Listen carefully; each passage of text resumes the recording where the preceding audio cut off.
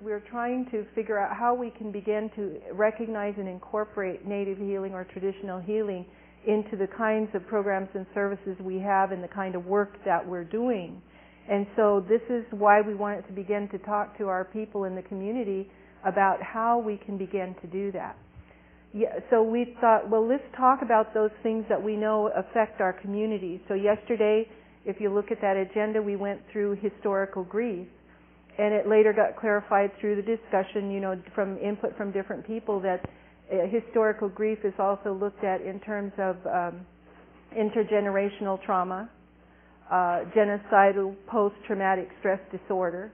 And those are some of the terminologies that are being used to describe it, because it has to be incorporated into a system in order to be recognized. And that's kind of where not that we can take traditional healing and put it in a box and deliver it, but how can we make it more accessible for our people as a way we begin to address what has happened to us as tribal people and how we help each other heal. So we talked about historical grief, again, the intergenerational trauma, but recognizing that some of that historical grief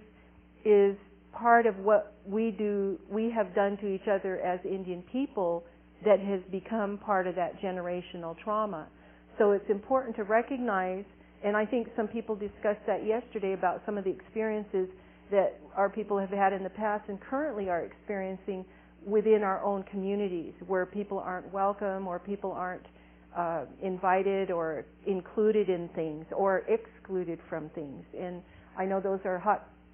red flags that go up, because when we talk about the kinds of things that we're doing to each other, what we have to begin to realize is that those are things we learned from a dominant society and that now we're using on our own people. So how do we begin to go back to looking at what is our true culture and our true tradition, so that when we do our work, when we make decisions, when we choose our leaders, when we help our children, when we work with our families, how do we incorporate traditional ways of doing those so we become healthier people,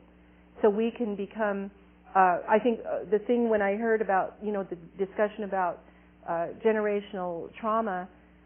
Calvin was mentioning how his grandmother told it in a good way, and I think that's what our people were good at doing. They were good at surviving, and they were good at telling it in a good way so that you'd learn the lesson from it, but you wouldn't have to suffer of it. So how are those ways that the old people talked and modeled for us that we can bring now into the work we do and within our families and our communities?